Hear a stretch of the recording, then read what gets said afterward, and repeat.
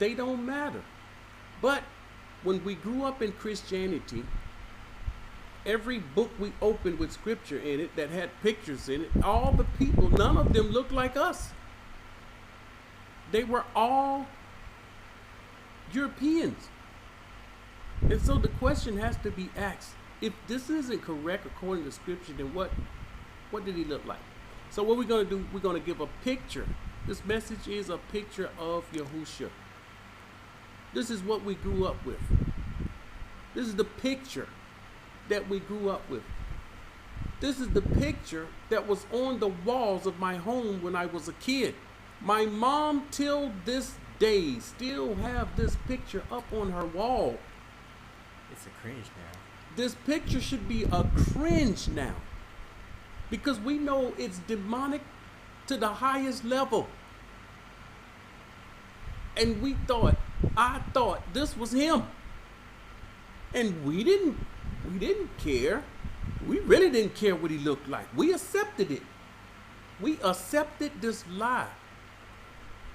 Of course, I wanted to put up beside him with his hand up with the 2 fingers and the other one down. I wanted to put side by side where they got this from, but it's too demonic. I can't show the picture of where they got this from. But this image went throughout all of the world. She can't get into the class. She can't. 14. Where are we beginning? Oh no. What happened to my marker? Everything just seems out of order right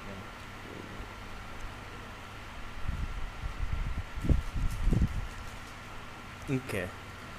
But the idol made with hands is accursed, and so is he who made it, because he did the work. And the perishable thing was named a mighty one. So someone is going to trick the world with his hands. He's going to use something. If you're going to do something with your hands, let it be for good. My son is using his hand for something good. He's building amazing things. He paints beautiful paintings. His work is amazing. It's not to get someone to believe a lie, but they did a work with their hands. And this thing, it was looked at as a mighty one. For equally hateful to Yahuah are the unrighteous man and his unrighteousness. So this is hateful to the Most High. Unrighteous men with their unrighteousness. The Most High is not, he does not like when people are being thrown off track purposely. Now you throw yourself off track, he will have patience with you. He will be kind with you. But when people throw people off track on purpose, he looks at it as evil, wicked, hateful. Okay, continue. Okay, for what was done will be punished, together with him who did. Therefore there will be a visitation also upon the heathen idols, because though part of what Yahuah created, they became an abomination. So these people created, these things make the heathen. We know the heathens did this. Of course, heathen is talking about gooey. They don't know the Most High. They conquered the world. They got the world believing their lies. These things they created became an abomination. And what? And became traps for the souls of men. They were traps. See, it's one thing to make something and build something and you trap you and your family. That's one thing. But when you trap the souls of men, the Most High does not like this. He's angry at this. Trap the souls of men. And a snare to the feet of the foolish. So it became a snare to the feet of the foolish. The foolish ones, they are without knowledge and understanding and wisdom. For the idea of making idols was the beginning of wickedness. Yep. And the invention of them was the corruption of life. This was the beginning of wickedness. It's just the start of what's going to snowball. It was a snowball effect. We're at the end of the snowball effect. It's huge now. It's large. And we're part of it. This is why we had to get out of the snowball and in position to go into the wilderness, to go to Yahuwah's rehab, that he may fix us up, that he may make us whole again. For neither have they existed from the beginning, nor would they exist forever. These things never existed. Where is it? This thing never existed. Never did this exist. It never existed. The thought never entered the mind of the Father. But yet it is here. And this is what the world believes is the Son of the Most High. And people will die. They will die protecting this. 14. For through the vanity of men they enter the world, and therefore their speedy end has been planned. There's an end has been planned for these people. For a father, consumed with grief at an untimely bereavement, made an image of his child, who had been suddenly taken from him. Okay, so here's the father. Now, you want to know where this image came from? There was a father, and he was grieved with an untimely death of his child. His child died young. Tragedy. We're sorry for your child dying young. Anyone that loses a child when the child is young, the parents are not to outlive their children. The children are supposed to outlive the parents. What happened? And he now honored as a mighty one. He honored him as a mighty one. What was once a dead human being. He was once a dead man.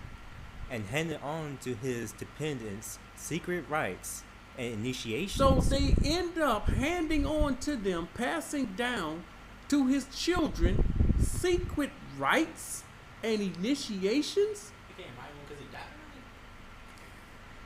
Basically, yeah. Was it the Pope and the son? Yeah.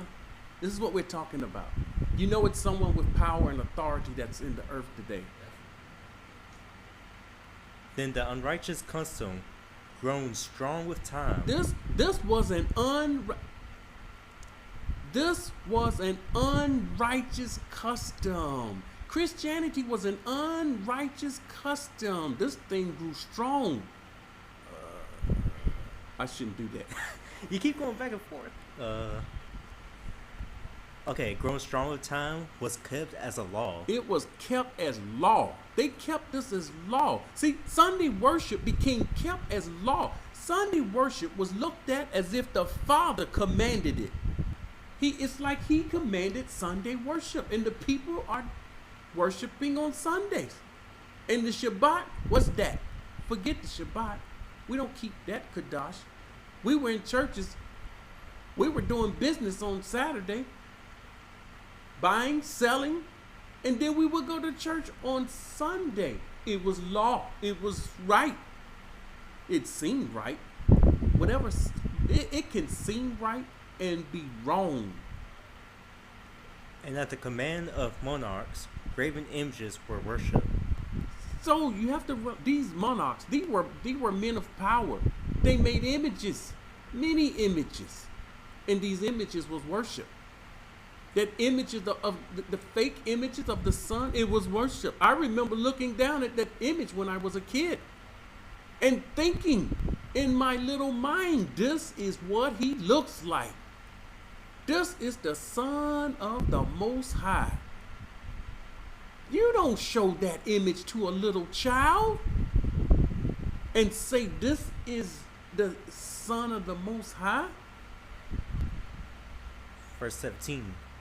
When men could not honor monarchs in their presence, since they lived at a distance, they imagined their appearance far away, and made a visible image of the king whom they honored, so that by their zeal they might flatter the absent one as though present. So they made a visible image. They made a visible image. They presented it to the people. The people ran with it.